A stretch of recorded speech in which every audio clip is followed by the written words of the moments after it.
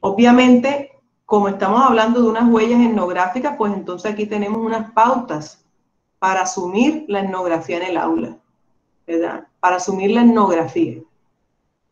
Y están aquí asociadas al trabajo de aula, asociadas a la enseñanza. Por eso recuerdan la pregunta inicial. ¿Cómo? Y lo decía el estudiante, creo que era Armando, que se llama, ¿verdad? Lo decía, profe, me interesa esa brecha. Efectivamente, aquí tenemos la respuesta. Principio etnográfico de uso pedagógico en el aula. Aquí tenemos cinco ayudas para efectivamente entrar y vencer todos esos divorcios. Primera, explorar las situaciones desde los mismos participantes. Por eso el enfoque, vamos a verlo más adelante, los enfoques de enseñanza tienen que ser otros para generar procesos de investigación formativa. Convertir lo extraño en familiar. Ya los jóvenes no se sorprenden en un proceso de enseñanza, se sorprende el niño, 5 a 8 años, de ahí en adelante ya deja de sorprenderse, la curiosidad se perdió, la indagación, ¿verdad? Observar las interrelaciones contextuales, usar el conocimiento para interpretar el trabajo y descubrir lo significativo. Estos son 5 principios que nos deja la etnografía. Etnografía entendida como esa disciplina de carácter cualitativo o como un enfoque de investigación cualitativo que me permite entrar, ¿verdad? Que me permite caracterizar a un grupo. Y para caracterizar al grupo yo tengo que acercarme, a ser parte de él. Entonces miren que si ustedes leen cada una de ellas se encuentran con que lo que está en el trasfondo de esta primera acción es un acercamiento. Es un acercamiento. Y obviamente para llegar a ese acercamiento hay una ruta. Hay una ruta y hay unos elementos que son estos 4. La ruta del camino etnográfico para llegar a convertir lo extraño en familiar y cada uno de esos tics, pues entonces no hay otra manera que la redefinición continua y desarrollar la comprensión. Difícilmente vamos a generar procesos de investigación en el aula, ¿verdad? Desde una primera acción, si no rompemos esas fracturas, si no rompemos esos umbrales, si no logramos equilibrarnos, ¿verdad? Y acercarnos a los otros.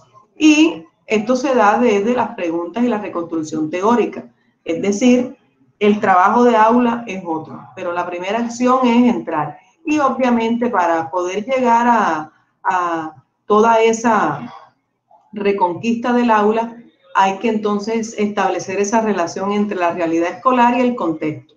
Una cosa es lo que está establecido en la escuela, todo lo que está definido, ese currículo explícito, formal, y otra cosa es lo que el contexto imprime. Si no, cada uno de ustedes aquí tiene sus historias que contar. Y nosotros también como profesores, y ustedes como estudiantes podrían contar cómo la clase va también moviéndose bajo las eventualidades que en ella se suscitan. Obviamente, esta ruta del camino etnográfico está mediada por las subculturas. ¿Qué quiere decir esto? Que la primera acción, investigar en el aula, ¿verdad? Entrar, la primera acción es entrar, implica que cuando entremos somos conscientes de que hay grupos en el salón de clase, hay subculturas, hay particularidades, hay apuestas, hay exigencias, hay intereses, ¿verdad? Hay juegos, hay deseos, hay anhelos, pero precisamente toda esa diversidad es la que permite entonces reconocer el salón de clase como ese microcosmos donde el punto de partida es ese, reconocer la diversidad. Y bueno, aquí está como las distintas maneras de reconocer esa diversidad. Hay muchas formas. La participación oral del profesor, esa es una manera de asumir esa diversidad.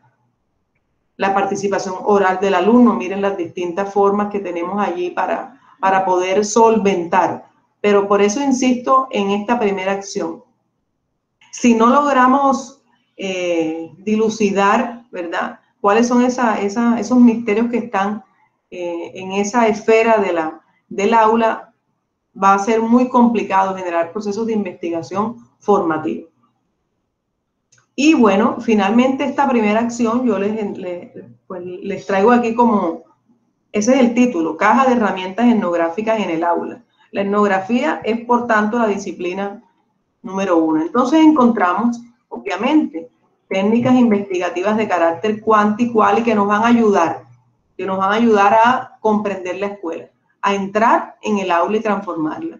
Y aquí tenemos, voy a colocarlas así rápidamente para encontrar que tal vez en esta caja ustedes podrán dar otras, incluir otras, pero lo que queremos es indicar que tenemos al servicio un conjunto de herramientas para poder entrar al aula, ¿cierto? Sí, bueno, profe, la verdad es que yo me voy más por lo cuantitativo porque en la hora de clase no me da tiempo de hacer historias de vida, me dan es un anecdotario, ¿verdad? Para que escriba allí, yo más bien hago mi escala y de allí cuantifico. Ok, tú cuantificas, pero de ahí también puedes comenzar a sacar, ¿verdad? Particularidades y hacer un trabajo mucho más cualitativo y descriptivo. Entonces, esta plantilla en particular lo que pretende es reconocer que hay una diversidad de opciones para describir y para comprender lo que ahí está una vez yo entro. Seguimos con la observación estructurada, estudio focalizado y demás. Bueno, esa es la primera acción. Entonces, la primera acción implica entrar. La segunda implica comprometerse, muy asociado a la reflexión, pero la segunda acción implica que investigar en el aula conlleva un compromiso. Y la huella, miren cómo es una huella pedagógica. La primera huella era etnográfica, la segunda huella es pedagógica. Entonces, aquí tenemos las ayudas. Bueno, ¿cómo hago para comprometerme? Entonces, fíjense hay siete opciones para yo investigar en el aula y generar compromiso. Por ejemplo, miren la número 7, ¿verdad? Trabajar sobre las dinámicas colectivas. Sí, yo investigo en el aula, hay una acción número 1 que me dice entre. Ok, entro. Y una vez que entro, ok, me comprometo en lo que encuentro ahí, reflexiono sobre lo que encuentro. Y en ese reflexionar sobre lo que encuentro, ahí aparece este tipo de advertencias. Ojo, que si lo que te quieres es reflexionar, pues entonces ten en cuenta que el llamado es a movilizar saberes, es decir, desarrollar habilidades. Investigar en el aula entonces implica eso, implica partir de la práctica y de la experiencia, no de los rótulos, no de los modelos, no de los ejemplos. Implica combatir la resistencia al cambio, es decir, implica una actitud. Implica también articular enfoques transversales y didácticos. Por lo tanto, esta segunda acción, si la primera me ayuda a entrar y me da las herramientas para entrar y quitarme los miedos, los prejuicios, las tensiones, las contradicciones, la segunda ya me ayuda entonces a ubicarme, a situarme, a moverme, ¿verdad? Y especialmente me ayuda porque miren la número 1, trabajar sobre el sentido de la escuela. Muchos de los que están aquí ya están imaginándose cómo va a ser ese primer encuentro de su práctica docente. Y otros de los que están aquí dirán, bueno, ¿cómo ha sido a lo largo del tiempo este trabajo en la escuela? Y bueno, está ese profe allí incluido. Efectivamente, en esta misma segunda acción aparecen unas competencias investigativas propias que me ayudan a mí a un compromiso. Y aquí están, ¿verdad? El pensamiento crítico, la creatividad y la curiosidad, la observación e indagación, la práctica y la ética. Es decir, este conjunto de competencias se ponen al servicio de una práctica docente donde coinciden todo este conjunto de habilidades que van a ayudar a perfilar un desarrollo investigativo en el aula. Investigación formativa entendida como esa oportunidad de comprender, ¿verdad? De transformar, pero precisamente para hacerlo, lo primero es entrar y lo segundo es ese compromiso.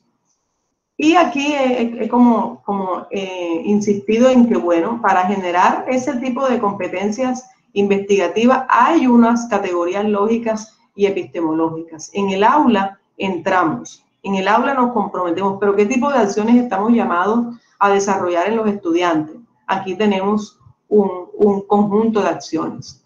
Preguntar, pero no preguntar nosotros, que se pregunte el estudiante, ¿verdad? No que yo analice, que analice el estudiante, es decir, la movilización de los saberes, lo que hablábamos en la plantilla anterior. Y los 5 autores que estaban allá al inicio nos están sosteniendo todas estas reflexiones.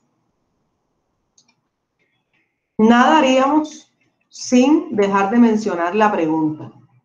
Esta segunda acción lleva consigo, incluso la 5, lleva consigo la pregunta como recurso para investigar en el aula, niveles conceptuales.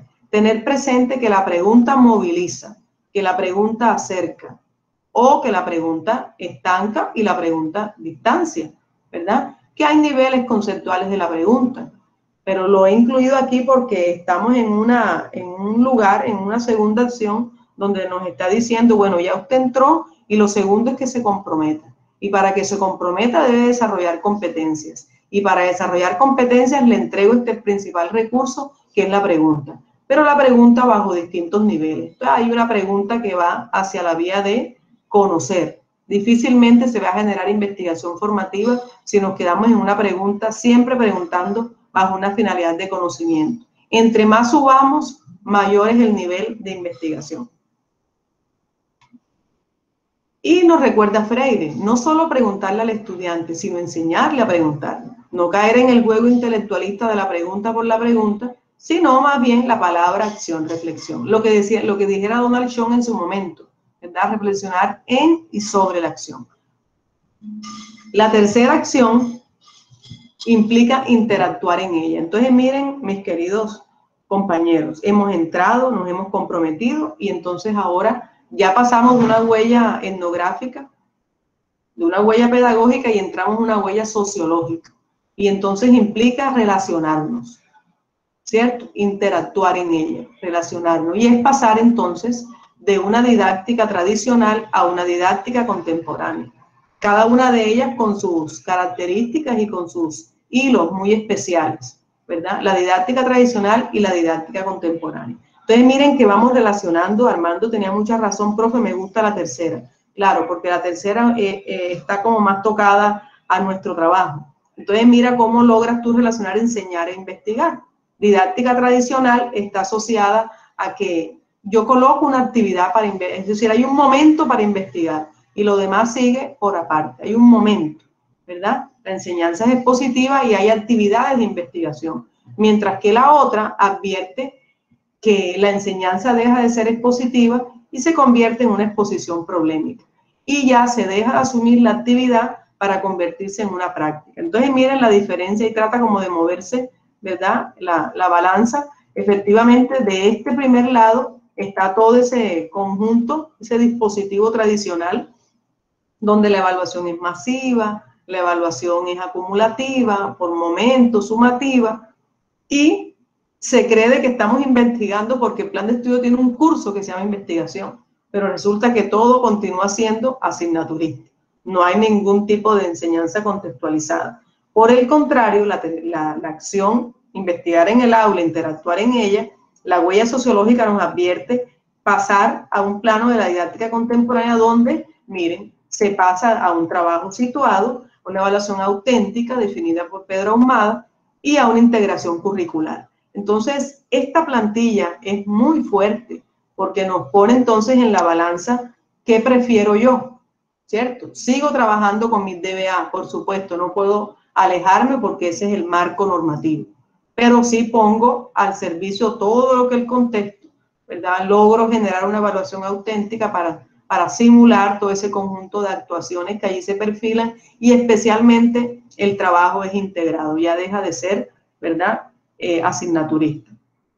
Esa entonces es la tercera acción, donde interactuar en el aula lleva entonces a participar de esto, a tener en cuenta estas pistas. Interactuar en el aula, trabajo en equipo. No hay otra forma. Y si lo quiero ubicar en el aula misma, pues entonces es trabajar con mis estudiantes, ¿verdad? No es que el taller yo lo coloqué porque es un taller de consulta, él va a resolver un problema, entonces lo resuelve allá y yo me quedo acá aparte calificando unos trabajos. Difícilmente se va, ¿verdad? El problema es de todos y todos asumimos roles en medio de ese enfoque problemático. Elaborar dispositivos de diferenciación implica entonces nuevas búsquedas de solución de problemas, pero siempre implicando a los alumnos en los aprendizajes. Y miren que tenemos ahí 5 acciones que de una u otra manera, si las leemos detalladamente, en cada una de ellas y entre las 5 hay una intención de integrar, de unirnos, de interactuar. Pistas para interactuar en el aula.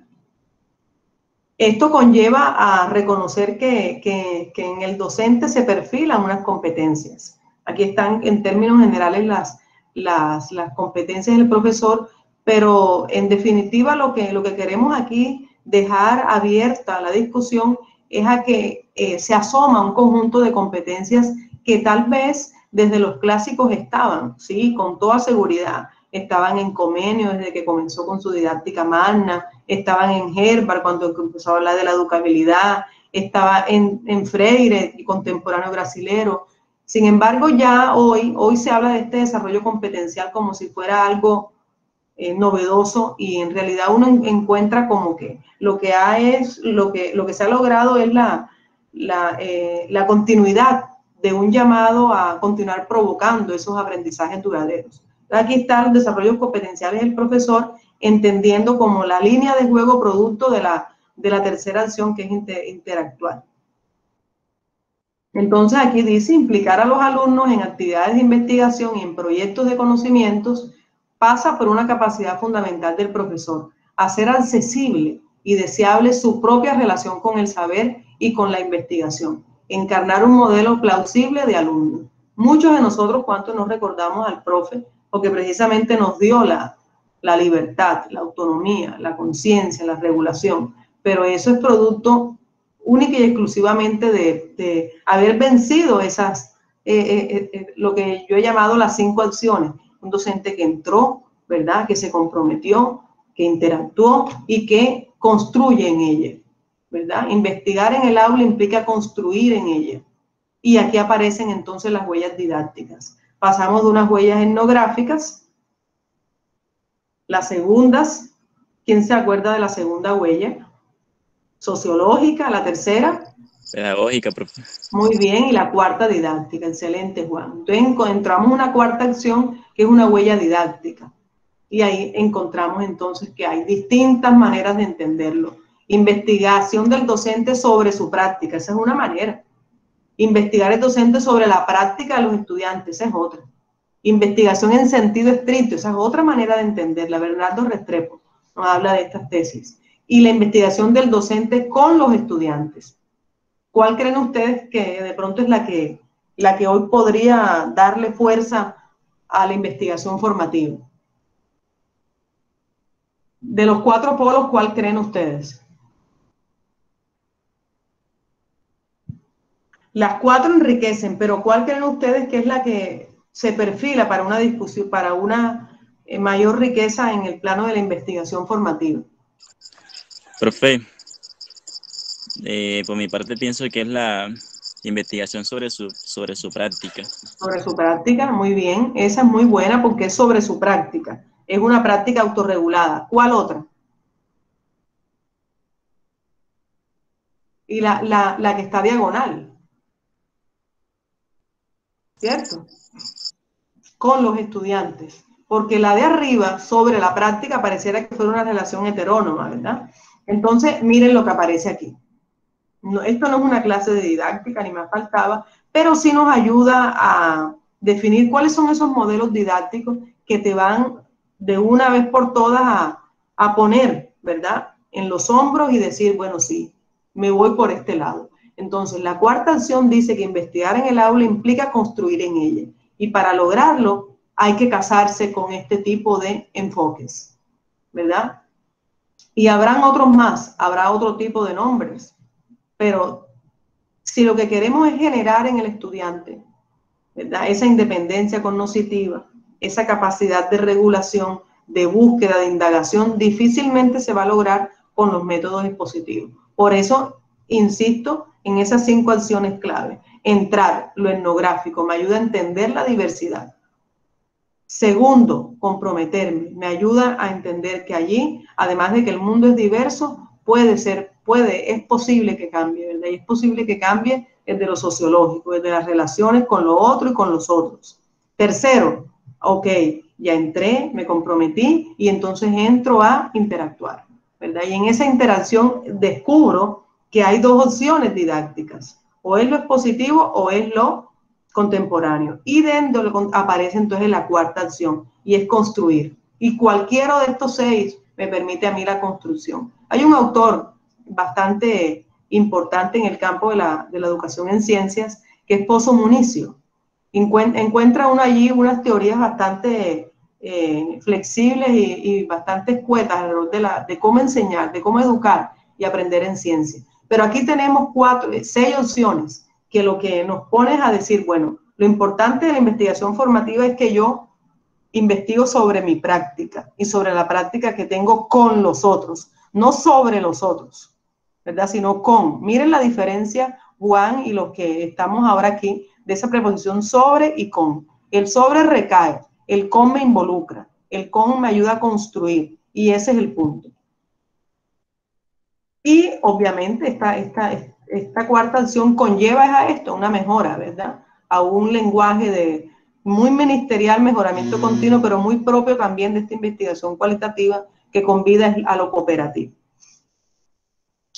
Insistíamos entonces que las características del docente investigador, del profesor investigador, se constituye entonces en el punto de encuentro. Miren cómo está, es decir, la imagen, uno puede comenzar a describir esa imagen, ¿verdad? Un docente osado, un docente que está provisto de un número de herramientas, un docente que tiene claro qué es lo que va a mirar, un profesional que está bastante cercano al objeto. Pero aquí lo que queremos es mostrar cómo aparecen pistas para ese profesor investigador. No esperar de pronto que yo tengo que salir de la hora de clase para investigar. No, miren que es enseñar a investigar. Desarrollar preguntas. El docente investigador desarrolla preguntas de investigación basado en su propia curiosidad sobre la enseñanza y el aprendizaje en sus aulas. Miren, por ejemplo, todos los aprendizajes que nos ha dejado este año y cómo este docente se deja tocar por toda esa realidad que nos está aconteciendo y desde allí se generan procesos de investigación. Es decir, cómo cada uno de ustedes está llamado desde el acercamiento, a aprovechar ese conjunto de competencias propias, ¿verdad?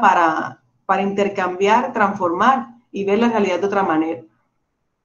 Ese profesor investigador examina sus teorías sobre la enseñanza, es decir, cuando logramos hacer investigación formativa en el aula, el trabajo, la relación del aula cambia, ¿cierto? La visión que yo tengo de ciencia cambia, la visión que tengo acerca de lo que enseño cambia, porque precisamente es objeto de conocimiento y de discusión. Y finalmente, miren lo que dice, escribe sobre lo que investiga, analiza los datos con otros colegas, se pierde el miedo.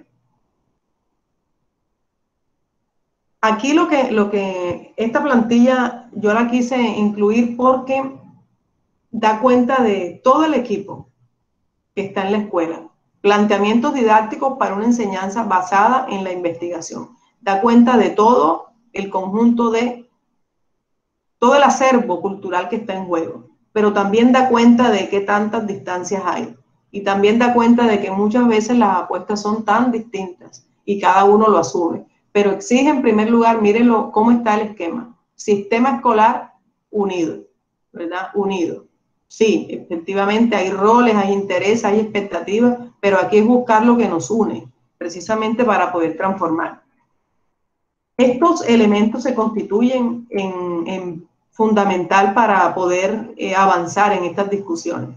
Un docente con ansiedad creadora, dimensión intelectual y amparar la divergencia es un docente que busca sin detenerse, sin desanimarse, construye con los otros. Por eso estamos en la cuarta acción. Y aprende a escuchar, hablar al estudiante, no hablar con el estudiante, hablar al estudiante.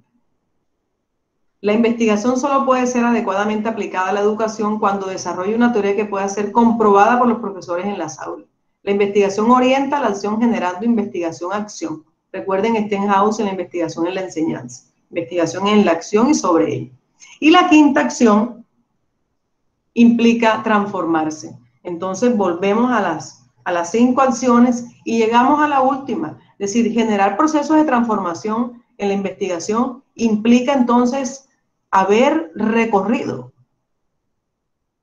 un campo bastante complejo, contradictorio y tensionante, pero de grandes y múltiples aprendizajes. La quinta acción entonces conlleva una transformación, donde especialmente yo entro, pero de nada sirve que entre si no me relaciono, si no interactúo, si no construyo y si no transformo, ¿verdad? Porque la construcción se da, pero hay que llegar al plano de la transformación.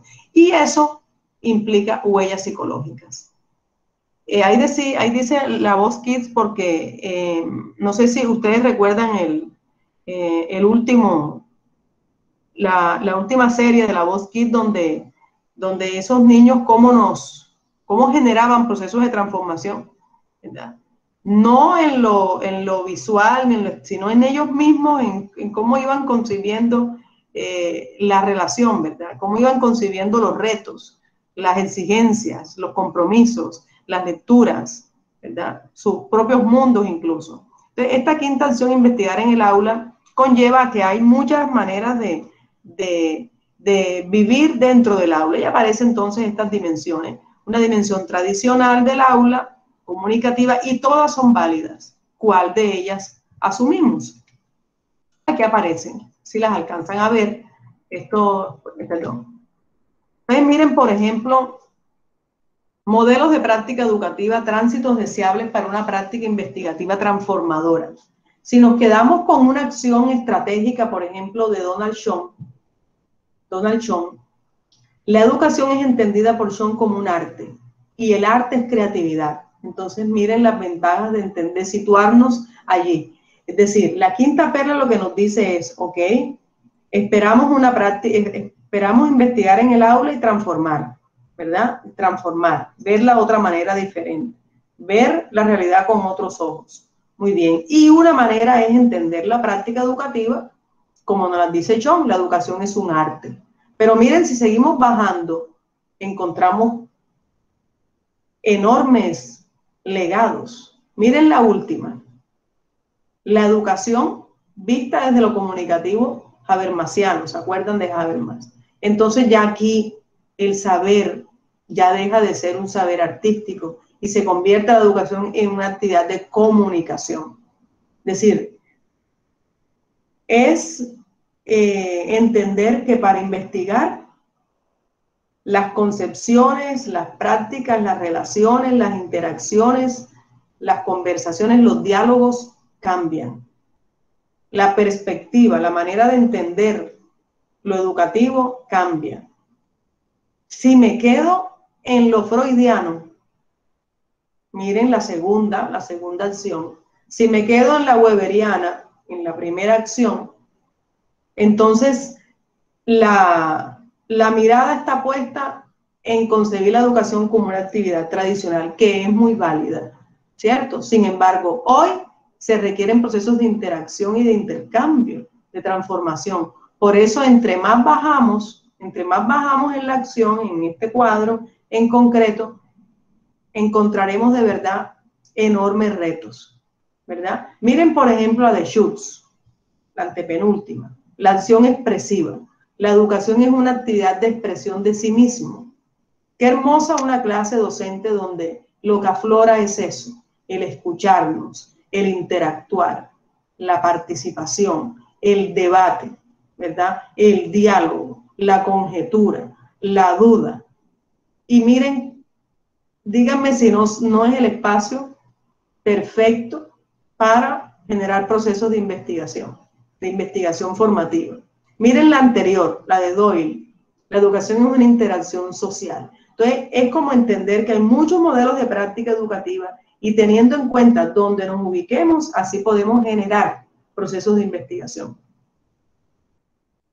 Y este es como el llamado final. Dice, considero que uno de los llamados que debemos atender y enfrentar es no esperar que la sociedad, la escuela, el aula se transforme. O sea, no podemos quedarnos de brazos cruzados, ¿verdad? Si esperamos, esto no sucede.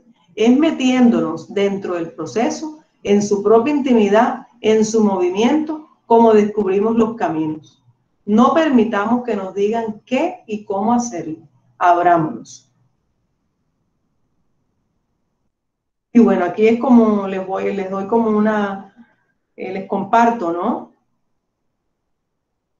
Aquí están como algunos dotes freudianos y también de mi trabajo que pienso que hacen parte de estas 5 acciones: sabiduría, humildad. Este es un girasol. Les entrego esto. Cada uno llévelo en su corazón, púlalo, ¿verdad? Agregue otros. La docencia, la investigación conlleva un acto de sabiduría, de humildad, de amor, paciencia, justicia, servicio, tolerancia, cooperación, seguridad, decisión. Y ahí pues aparece otra, ¿no? La que cada uno va colocando. Ok. Y bueno, eso es todo. Muchísimas gracias por este espacio, por este tiempo. Y bueno, ahora sí abrimos el espacio para preguntas. Ese es mi correo. Y bueno, eso es todo. Muchas gracias, profe Elvira Patricia. Entonces, como la profesora dijo, si alguien tiene alguna pregunta o quiere dar un aporte, tiene toda la oportunidad. Muy claro.